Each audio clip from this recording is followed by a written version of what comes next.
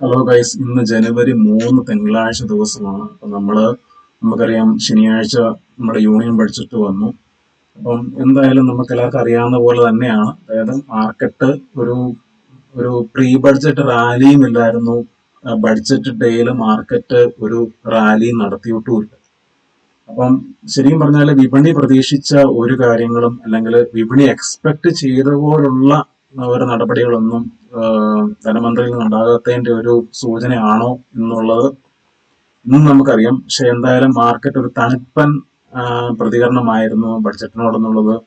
Okay, ഇടത്തരക്കാർക്ക് ഗുണപ്രദമായ രീതിയിൽ income ടാക്സിനകത്ത് ഒത്തിരി വിട്ടുവീഴ്ചകളൊക്കെ ധനമന്ത്രി ചെയ്തുവെങ്കിലും വിപണിയിൽ അതിന്റെ ഒരു പ്രതിഫലനം ശരിക്കും പറഞ്ഞാൽ മാർക്കറ്റ് അന്നത്തെ ദിവസം ഒരു ഹ്യൂജ് റാലി എക്സ്പെക്ട് ചെയ്തെങ്കിലും അങ്ങനെ ഒന്നും സംഭവിച്ചില്ല. മാത്രമല്ല, മാർക്കറ്റ് 23,600 എന്നുള്ള ലെവൽ വരെ എത്തിയതിനു ശേഷമാണ് ഷാർപ്പായിട്ടുള്ള സെല്ലിങ് നടന്നു. നമുക്കത് കാണാൻ പറ്റും. നിഫ്റ്റി ശനിയാഴ്ച അതിന്റെ ഓപ്പണിംഗ് 5 മിനിറ്റ് ക്യാൻഡലിന്റെ ലോയും ബ്രേക്ക് ചെയ്ത് പോയി. അതിനുശേഷം ഈ ഒരു ലെവൽ, അതായത് 23,544 എന്നുള്ള ലെവലിൽ സിവിയർ ആയിട്ടുള്ള സെല്ലിങ് വീണ്ടും വന്നു. നിങ്ങൾക്ക് കാണാൻ പറ്റും ഇവിടെ 2-3 ലോങ് അപ്പർ വിക്ക് ക്യാൻഡലുകൾ ഫോം ചെയ്തിട്ടുണ്ട് ഈ ലെവൽ. അതിനുശേഷം വീണ്ടും 2.25 വീണ്ടും ആ സെയിം ലെവലിൽ നിന്ന് റിജക്ഷൻ വന്നു. അതിനുശേഷം ക്ലോസ് ചെയ്തിരിക്കുന്നത് 23,494 എന്നുള്ള ലെവലിലാണ്.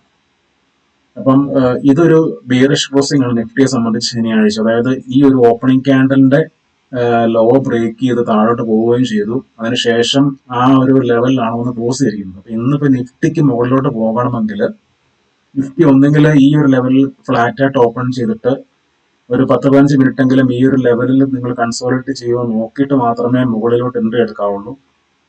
ഇതിപ്പം കോൾ ഓപ്ഷൻ എടുത്തെങ്കിൽ തന്നെയും ഇവിടെ ഒരു റിസ്ക് റിവാർഡ് ട്രേഡ് കിട്ടാനുള്ള സാധ്യത വളരെ കുറവാണ്. കാരണം വെച്ച് കഴിഞ്ഞാൽ ഇത് കണ്ടോ, ഈ ഒരു ലെവൽ എന്ന് പറയുന്നത് സിവിയർ ആയിട്ടുള്ള സെല്ലിങ് നടന്ന ലെവലാണ്. അതുകൊണ്ട് നമുക്ക് ഇപ്പൊ ഇവിടെ നിങ്ങളിപ്പോ ഒരു ഫ്ലാറ്റ് ആയിട്ട് ഓപ്പൺ ചെയ്തിട്ട് ഒരു കോൾ ഓപ്ഷൻ മേടിച്ചെങ്കിൽ പോലും ഈ ഒരു ലെവൽ എന്ന് പറയുന്നത് സെല്ലേഴ്സിന്റെ സിവിയർ സെല്ലേഴ്സ് ആക്റ്റീവായിട്ടുള്ള സോണാണ്. അതുകൊണ്ട് ഇന്ന് മാർക്കറ്റ് ഓപ്പണിങ്ങിൽ നിങ്ങളൊരു കോൾ ഓപ്ഷൻ മേടിക്കുന്നത് വളരെ സൂക്ഷിച്ചു വേണം. എന്ന് വെച്ച് കഴിഞ്ഞാൽ നമുക്കൊരു റിസ്ക് റിവാർഡ് ട്രേഡ് കിട്ടാനുള്ള സാധ്യത വളരെ കുറവാണ്. അപ്പൊ നല്ലൊരു കോൾ ഓപ്ഷൻ സൈഡിലോട്ട് നമുക്കൊരു risk reward trade call option ബൈയിങ്ങിൽ കിട്ടണമെങ്കിൽ മാർക്കറ്റ് ഈ ഒരു ലെവലും ബ്രേക്ക് ചെയ്ത് ഈ ഒരു 23,600 എന്നുള്ള ലെവലും കൂടെ ബ്രേക്ക് ചെയ്ത് മുകളിലോട്ട് പോയെങ്കിൽ മാത്രമേ നമുക്ക് കോൾ സൈഡിലോട്ട് നമുക്കൊരു നല്ലൊരു റിസ്ക് റിവാർഡ് ട്രേഡ് കിട്ടാനുള്ള പോസിബിലിറ്റി ഉള്ളൂ. പിന്നെ മാർക്കറ്റ് ഇന്നിപ്പം ഒരു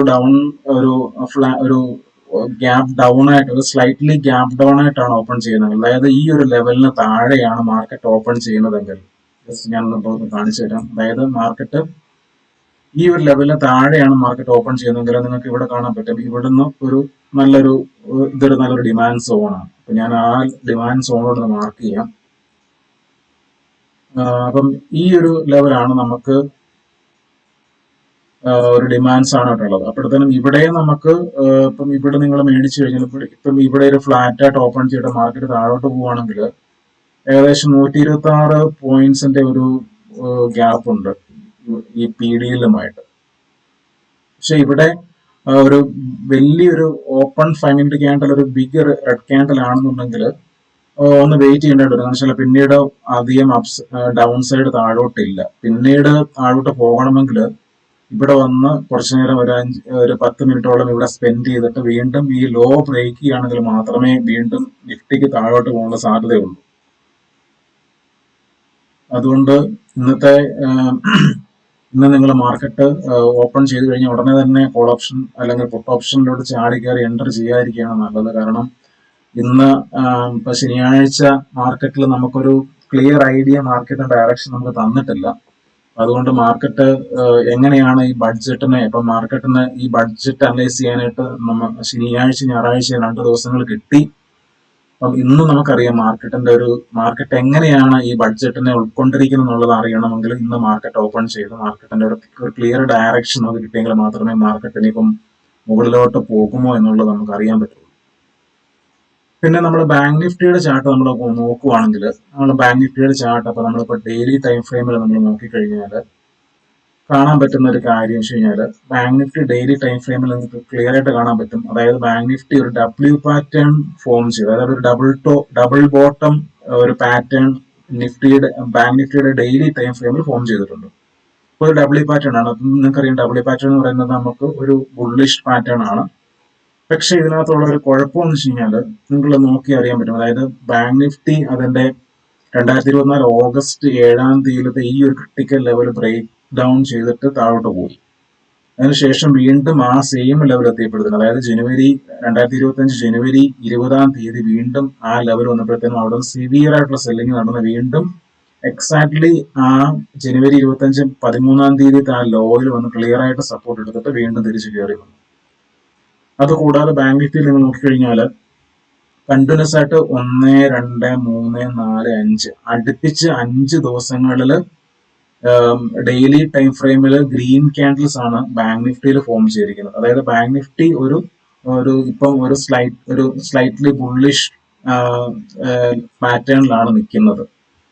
ബഡ്ജറ്റ് ഡേയിൽ ഒരു ഡോജി ക്യാൻഡിൽ എന്ന് വേണമെങ്കിൽ പറയാം. ഒരു സിവിയർ സെല്ലിംഗ് ഉണ്ടായെങ്കിൽ പോലും അവിടെ നിന്ന് റിക്കവറി ബാങ്ക് നിഫ്റ്റിയിൽ നമുക്ക് കാണാൻ പറ്റുന്നുണ്ട്. അപ്പം നിഫ്റ്റിയെ സംബന്ധിച്ചും ഉള്ള ഏറ്റവും ഒരു ക്രിട്ടിക്കൽ ലെവൽ എന്ന് പറയുന്നത് ബാങ്ക് നിഫ്റ്റി ഈ ഒരു 49,691 എന്ന് പറഞ്ഞ ഒരു ലെവലിന് മുകളിലോട്ട് ബാങ്ക് നിഫ്റ്റിക്ക് ഒരു ഡെയിലി ടൈം ഫ്രെയിമിൽ ഒരു ക്യാൻഡിൽ ക്ലോസ് ചെയ്തെങ്കിൽ മാത്രമേ നിഫ്റ്റിയിൽ നമുക്കൊരു ഫർദർ അപ്സൈഡ് നമുക്ക് പ്രതീക്ഷിക്കാൻ പറ്റുള്ളൂ. അപ്പൊ അതുകൊണ്ട് നിങ്ങൾ നിഫ്റ്റിയിൽ ട്രേഡ് ചെയ്യുന്ന ആൾക്കാർ തീർച്ചയായിട്ടും ബാങ്ക് നിഫ്റ്റിയുടെ ഈ ഒരു ലെവൽ നിങ്ങൾ മാർക്ക് ചെയ്യുക. അതായത് ഈ ഒരു ലെവൽ, അതായത് 2024 ഓഗസ്റ്റ് 13 ഈ ലോ നിങ്ങളുടെ ചാർട്ടിൽ മസ്റ്റായിട്ട് നിങ്ങൾ മാർക്ക് ചെയ്യണം.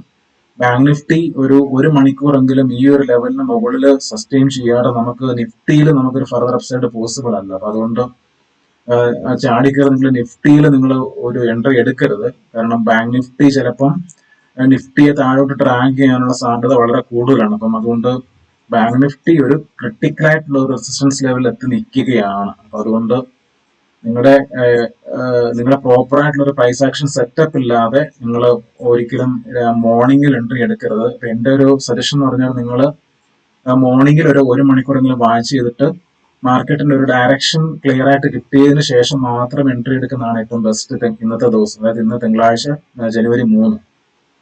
അതുകൊണ്ട് ഈ പറയുന്ന ലെവലുകൾ നിങ്ങൾ നിങ്ങളുടെ ചാർട്ടിൽ നിങ്ങൾ നിശ്ചയമായിട്ട് നിങ്ങൾ മാർക്ക് ചെയ്തിട്ട് ആ ലെവലുകൾ കൃത്യമായിട്ട് വാച്ച് ചെയ്യുക. നിഫ്റ്റിയെ സംബന്ധിച്ച് ഇപ്പം ഈ ഒരു ലെവലിൽ നിന്നും സിവിയർ ഫോൾ നടന്ന ലെവലാണ്. ഈ ഒരു ലെവലിൽ നിന്നും അതായത് 23,357 നിന്നും ഒരു ഷാർപ്പായിട്ടുള്ള ഒരു ബൈങ് നടന്നിട്ടുണ്ട്, ഒരു ബൗൺസ് ബാക്ക് നടന്നിട്ടുണ്ട്. അപ്പോഴത്തേനും ഈ ലെവലിനകത്താണ് ഇന്ന് നിഫ്റ്റി ട്രേഡ് ചെയ്യുന്നതെങ്കിൽ അതൊരു ട്രാപ്പിംഗ് ആവാനുള്ള സാധ്യത കോൾ ഓപ്ഷൻ ബയേഴ്സിനും പുട്ട് ഓപ്ഷൻ ബയേഴ്സിനും ഉണ്ട്. അപ്പൊ അതുകൊണ്ട് നിങ്ങൾ ഒന്നുകിൽ ഈ ലെവലിലെത്തും, അതായത് ഇന്നലത്തെ PDH, അതായത് ഇന്നലത്തെ ഈ ശനിയാഴ്ച ദിവസത്തെ ഡേ ഹൈ അല്ലെങ്കിൽ ശനിയാഴ്ച ദിവസത്തെ ഡേ ലോയിൽ അല്ലാതെ ഒരു എൻട്രി ഇൻ ബിറ്റ്വീൻ നിങ്ങൾ പ്ലാൻ ചെയ്ത് കഴിഞ്ഞാൽ ട്രാപ്പിലാവാനുള്ള സാധ്യത വളരെ കൂടുതലാണ്. അപ്പൊ അതുകൊണ്ട് ഈ ഒരു റേഞ്ചിനകത്ത് ആണ് നിഫ്റ്റി ഓപ്പൺ ചെയ്ത് ട്രേഡ് ചെയ്യുന്നതെങ്കിൽ നിങ്ങൾ പേഷ്യൻസോടുകൂടെ നിങ്ങൾ ഒരു മണിക്കൂറെങ്കിലും വെയിറ്റ് ചെയ്യാതെ ഒരിക്കലും എൻട്രി എടുക്കരുത്. കാരണം ഈ ഒരു 2 ലെവലുകൾ മുകളിലോട്ടും താഴോട്ടും നിഫ്റ്റിക്ക്